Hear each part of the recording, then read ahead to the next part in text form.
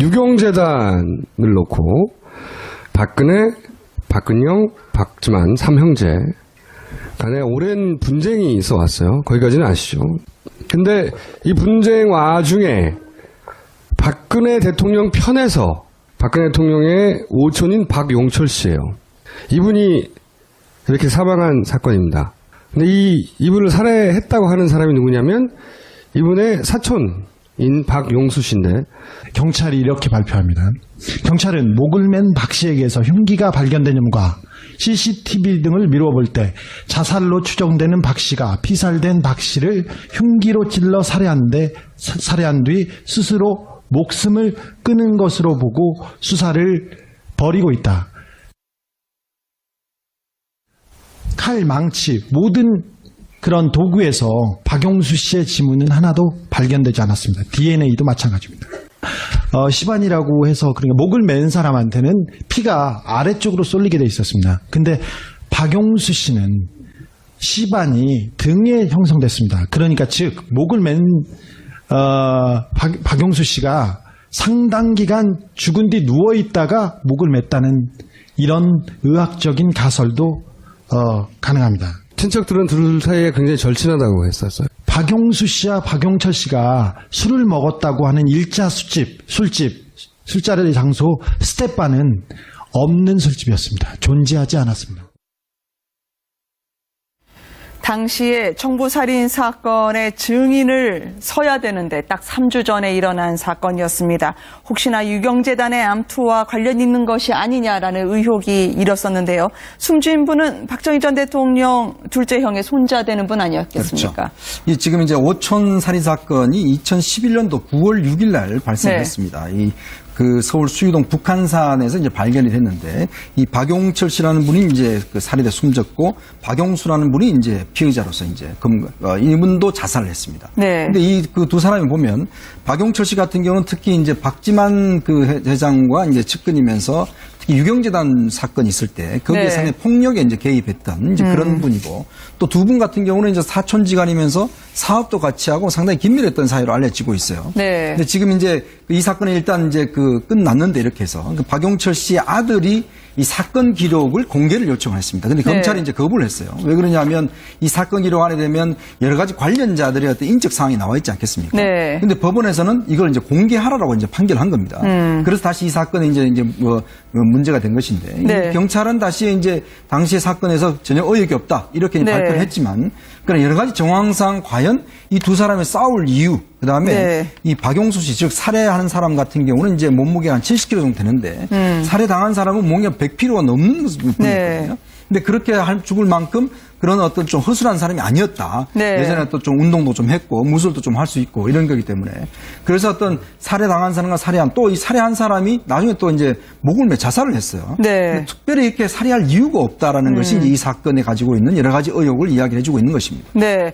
특히 살해했다는 역시 친척인데요. 그분은 자살했다고는 하는데 이 몸에 상처가 많이 발견이 됐고요. 그렇죠. 보통 유서를 쓰면 미안하다 혹은 누군가를 원망하는 게 주 내용이 되는데 저를 절대 땅에 묻지 마세요라는 유서는 많이들 안 쓰지 않습니까? 네, 그렇습니다. 지금 화면에 나가고 있죠. 유서 해놓고 딱 두 기절입니다. 네. 화장해서 바다에 뿌려주세요. 절대 땅에 묻지 마세요. 그 다음에 기절이 매형입니다. 매형의 전화번호를 적고 있어요. 그런데 실제로 이 매형과는 거의 몇 년 동안 이 연락이 전혀 되지 아니한 사람이에요.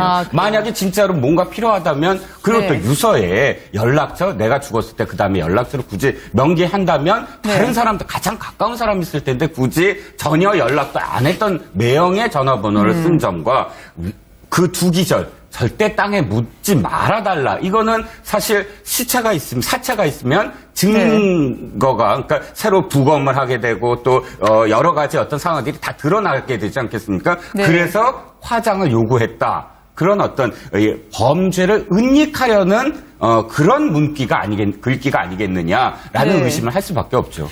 오촌 조카 살인 사건의 핵심은요, 두 네. 사람 말고 제3의 인물이 누군가가 있는 것 아니냐, 이게 이제 핵심인 거예요. 네. 그러니까 두 사람을 누군가 살해하고 난 다음에 두 사람이 싸워가지고 한쪽 사람을 누군가 죽이고 그리고 나머지 이제 지금 이제 박용철 씨를 이른바 얘기하자면 먼저 박용수 씨가 살해하고 등산로를 굳이 찾아 올라가서 본인이 이제 몸에 스스로 이제 목숨을 끊었다. 네. 이렇게 이제 사건 내용은 돼 있는데 그게 아니고 여러 가지 이 정황이나 증거들을 볼 때 제3의 인물이 두 사람을 아예 살해하고 난 다음에 이 껄끄러운 누군가에 의해서 네. 살해하고 그리고 사건을 누군가 살해하고 그냥 덮어버린 것이다. 이제 이게 본인이 이제 살해했다고 하는데도 저 흉기에서는 지문이 발견되지 네, 않았네요. 그게 의혹인데 뭐 여기 지금 이제 화면에도 계속 나오는 것처럼 아니 그 서로 싸우거나 살해를 할 목적에 있었던 사람들인데 네. 한쪽 사람의 어떤 흉기에서 지문도 나오지 않았다는 거고 두 사람 다 수면 유도제 졸피뎀이라고 하는 것들을 복용한 것으로 나타났거든요. 이 부검 결과 보면. 근데 네. 아니 살해한다고 하는 사람이 왜 졸피뎀을 그 복용을 했겠느냐 이런 거고요. 스스로 목숨을 끊는 분의 몸에는 설사하게 또 검출이 됐다는 거 아닙니까? 네. 아니 목숨을 스스로 끊을 분이 왜 그러면 그런 것들이 약물이 몸에서 나왔느냐. 여러 가지 정황상 이건 도저히 납득이 안 간다.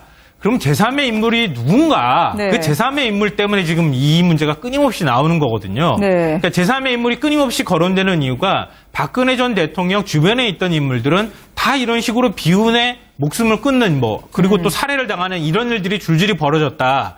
그럼 박 전 대통령과 뭔가 관계가 있는 것 아니냐 이런 게 의혹이 있고 그럼 박 전 대통령이 직접 그런 일들을 벌이지 않았다면 그러면 그 사이에 최순실 일가가 누가 껴있는 거 아닌가 이런 식으로 자꾸 의혹이 증폭되고 있는 것들이 있었거든요. 네. 근데 이게 사건을 이제 이 상태로 해서 다른 의혹이 없다고 해서 덮으려고 했는데 사건 기록을 박용철 씨 아들이 공개해라 네. 이렇게 해서 재판부가 사건 기록을 공개하라고 판결을 하면서 이 사건이 다시 재조명되고 있는 것이죠. 네. 신동욱 공화당 총재는 의문의 죽음들 배후에 최순실 씨 일가가 있다는 의혹을 제기를 하고 있습니다. 왜냐하면 숨진 분들이 워낙 박근영, 박지만 남매 사건에 꾸준히 이름이 오르내려졌던 박 씨 가문 송사의 핵심 인물 아니었겠습니까? 직접 한번 신동욱 공화당 총재 이야기를 들어보도록 하시겠습니다.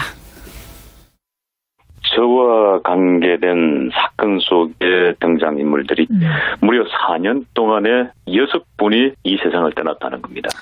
2011년도에는 박영철, 박용수. 이분들이 이제 박근혜 대통령의 오촌 조카 2명. 그렇죠. 그리고 이 사건과 어찌됐든 간에 정보를 가지고 있는 분들이 예. 전부 다 두려움에 떨고 있어요. 최순실 씨만 구속되어 있지 않느냐라고 얘기하더군요. 그게 무슨 말입니까? 최순실 씨만 구속되어 있지 않느냐? 아직도 그 세력이 살아있다는 거죠. 그러니 우리는 두렵고 무섭다. 그러면 박지만 회장이 아니라 다른 세력, 바로 그 세력이 이제와 생각하니 최 씨 일가일 거라고 생각하시는 거예요? 그렇지만 그것마저도 이제 다 장담할 수가 없다라는 거죠. 왜냐하면은 지금 제 주변에 있는 사건들은 상상 그 이상의 상상이지 않습니까? 한 개인의 주장이기는 합니다만 어쨌든 수사 기록의 공개와 함께 한 페이지가 넘겨지지 않을까 생각을 합니다. 요약을 해보면 박근혜 당시에 의원 옆에 있는 분들이 의문의 사망이 있었는데 그것은 결국은 햇볕 옆에 권력 옆에 누군가 있는 걸 참을 수 없었던 최순실 씨 일가의 사주가 있었다라고 하는 게 신동욱 공화당 총재 요지인데요. 예, 신동욱 공화당 총재라는 분이 박근혜 전 대통령의 동생 박근영 씨의 남편이라는 것 때문에 사실 네. 저 얘기가 혹시 그럴 수 있겠다라고 다들 관심을 가질 수 있을 것 같아요. 네. 신동욱 전 총재가 다른 거 주장할 때는 본인이 별로 관여되지 않은 거에 대해서 얘기할 때는 신빙성이 좀 부여되기가 힘들었는데 네. 이건 지금 유경재단 운영과 관련해서 박근혜 전 대통령의 동생인 박근영 씨가 직접 연관이 돼 있지 않습니까? 네. 그다음에 지금 살해된 박용철 씨, 박용수 씨 이런 분들도 유경재단 운영과 관련해서 직간접적으로 연결이 돼 있다고 하니까 네. 그런 점이고 신동욱 전 총재라는 분이 한 얘기 중에 저는 지난번에 덴마크에서 정유라를 변호했던 그 현지인 변호사가 죽었을 때도 비슷한 네. 뉘앙스로 얘기를 했잖아요.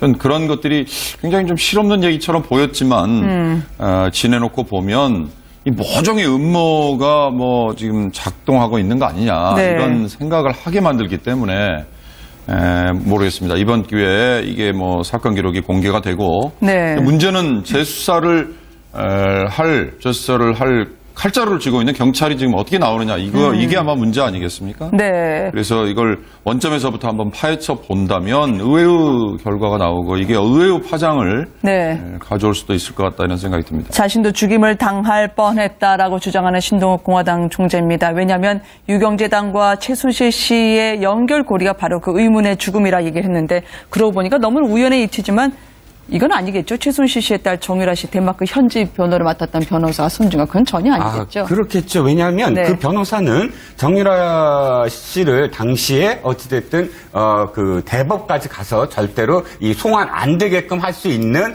네. 유력한 변호사였어요. 덴마크 내에서도 굉장히 유력한 어떤 로펌의 변호사였기 때문에 결국 너무 확대를 시킨 게 아니냐. 네.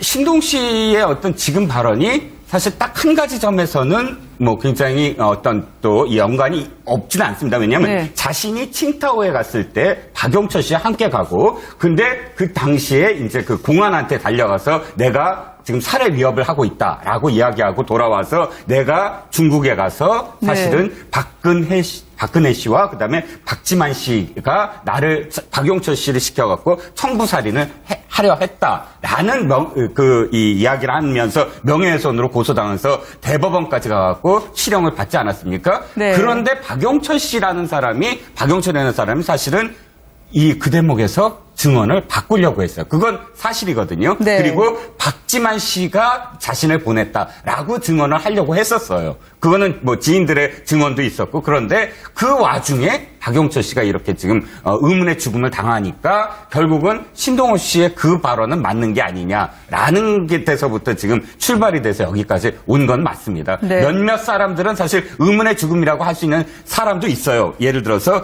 박용철 씨의 경원이었던 황모 씨. 컵라면을 먹다가 체해서 죽었다. 이렇게 네. 사인이 되고 있거든요. 그건 역시 사실은 경찰이 그냥 덮어버렸어요. 분명히 의문이 어떤 죽음인데 불구하고 이런 몇몇 의혹이 지금 아직도 있는 건 사실입니다. 아무래도 박지만 회장이 시키려 했다는 건 저 지인들의 전언에 따르면 예, 그렇게 그렇습니다. 전해진 거 아니겠습니까? 맨발로 지갑만 챙기고 속옷 차림으로 뛰어내려서 마약으로 엮으려는 조직폭력배들 그리고 판단을 하면서 생사를 가르는 길목에서 탈출했다는 신동욱 총재 누가 그렇게 쫓고 있었을까요? 글쎄요, 이게 인터뷰할 때 저는 생방송으로 저 내용을 들으면서도 저도 놀랬거든요. 저게 네. 만약에 사실이라 그러면은 진짜 영화 속에서 나올 법한 얘기인데 저게 실제로 저런 일이 있었을까 하는 의문이 들었는데요. 그러니까 이게 지금 이번 사건이 다시 재조명되는 게 네. 그러니까 박용철 씨하고 박용수 씨가 사건 당일 서로 계속 통화를 한 내용을 그동안에는 검찰에서는 이거는 오히려 비밀에 해당이 되니까 공개를 못한다 이렇게 왔다가 이번에 행정법원에서 아니다 그런 거하고 사건하고 별 상관이 없으니까 공개를 하라 이렇게 판결을 네. 했다는 거예요. 그동안에 방송에서도 굉장히 이 관련되어 있는 사건에 대해서 의혹 제기를 많이 했거든요. 뭔가 좀 이상한 점이 굉장히 많다고 했는데 결국 경찰은 재수하지 않겠다고 해서 그냥 사건이 끝나버린 건데 이번에 이 통화 기록이 다 공개가 되면 그러면 이 통화한 사람들을 통해서 당일날 행적이 여러 네. 의문점이 다시 제기가 되면 과연 경찰이 재수에 나설 수 있을까? 이게 이제 핵심이 될 것 같아요. 네. 지문은 하나도 발견되지 않았습니다. DNA도 마찬가지입니다. 시반이라고 해서 그러니까 목을 맨 사람한테는 피가 아래쪽으로 쏠리게 돼 있었습니다. 근데 박용수 씨는 시반이 등에 형성됐습니다. 그러니까 즉 목을 맨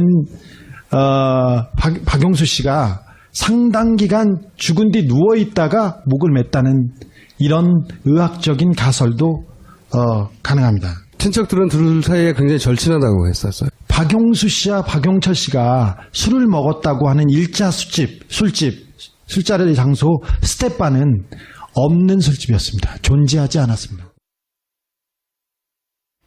당시에 청부살인 사건의 증인을 서야 되는데 딱 3주 전에 일어난 사건이었습니다. 혹시나 유경재단의 암투와 관련 있는 것이 아니냐라는 의혹이 일었었는데요. 숨진 분은 박정희 전 대통령 둘째 형의 손자 되는 분 아니었겠습니까? 그렇죠. 이 지금 이제 오촌 살인 사건이 2011년도 9월 6일 날 발생했습니다. 네. 그 서울 수유동 북한산에서 이제 발견이 됐는데 이 박용철 씨라는 분이 이제 그 살해돼 숨졌고 박용수라는 분이 이제 피의자로서 이제 이분도 자살을 했습니다. 네. 근데 이 그 두 사람이 보면 박용철 씨 같은 경우는 특히 이제 박지만 그 회장과 이제 측근이면서 특히 유경재단 사건이 있을 때 거기에 네. 상당히 폭력에 이제 개입했던 이제 그런 분이고 또 두 분 같은 경우는 이제 사촌지간이면서 사업도 같이 하고 상당히 긴밀했던 사이로 알려지고 있어요. 네. 근데 지금 이제 이 사건은 일단 이제 끝났는데 이렇게 해서 박용철 씨의 아들이 이 사건 기록을 공개를 요청을 했습니다. 근데 네. 검찰이 이제 거부를 했어요. 왜 그러냐면 이 사건 기록 안에 되면 여러 가지 관련자들의 어떤 인적 사항이 나와 있지 않겠습니까? 네. 근데 법원에서는 이걸 이제 공개하라고 이제 판결한 겁니다. 그래서 다시 이 사건이 이제 문제가 된 것인데 네. 경찰은 다시 이제 당시의 사건에서 전혀 의혹이 없다 이렇게 네. 발표를 했지만 그러나 여러 가지 정황상 과연 이 두 사람이 싸울 이유 그다음에 네. 이 박용수 씨 즉 살해하는 사람 같은 경우는 이제 몸무게가 한 70kg 정도 되는데 살해당한 사람은 몸무게가 100kg가 넘는 분이거든요. 네.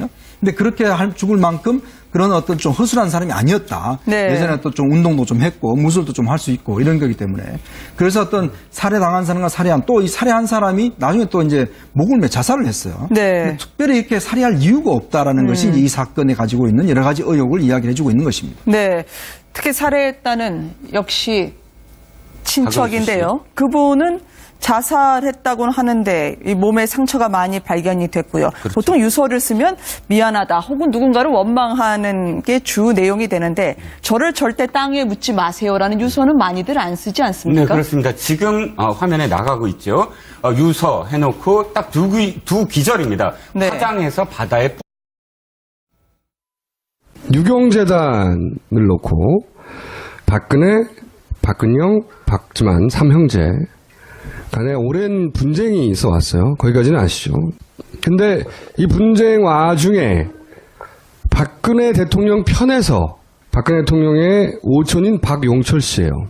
이분이 이렇게 사망한 사건입니다.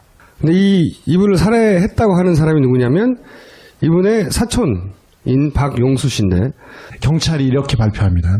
경찰은 목을 맨 박 씨에게서 흉기가 발견된 점과 CCTV 등을 미루어 볼 때 자살로 추정되는 박 씨가 피살된 박 씨를 흉기로 찔러 살해한 뒤 스스로 목숨을 끊은 것으로 보고 수사를 벌이고 있다. 칼, 망치, 모든 그런 도구에서 박용수 씨의 뿌려주세요. 절대 땅에 묻지 마세요. 그 다음에 기절이 매형입니다. 매형에 전화번호를 적고 있어요. 그런데 실제로 이 매형과는 거의 몇 년 동안 이 연락이 전혀 되지 아니한 사람이에요. 아, 그래요? 만약에 진짜로 뭔가 필요하다면 그리고 네. 또 유서에 연락처 내가 죽었을 때 그 다음에 연락처를 굳이 명기한다면 네. 다른 사람도 가장 가까운 사람이 있을 텐데 굳이 전혀 연락도 안 했던 매형의 전화번호를 쓴 점과 그 두 기절 절대 땅에 묻지 말아달라. 이거는 사실 사체가 있으면 증거가 그러니까 새로 부검을 하게 되고 또 여러 가지 어떤 상황들이 다 드러나게 되지 않겠습니까? 네. 그래서 화장을 요구했다. 그런 어떤 범죄를 은닉하려는 그런 글귀가 아니겠느냐라는 네. 의심을 할 수밖에 없죠. 오촌 조카 살인 사건의 핵심은요. 두 네. 사람 말고 제3의 인물이 누군가가 있는 것 아니냐. 이게 이제 핵심인 거예요.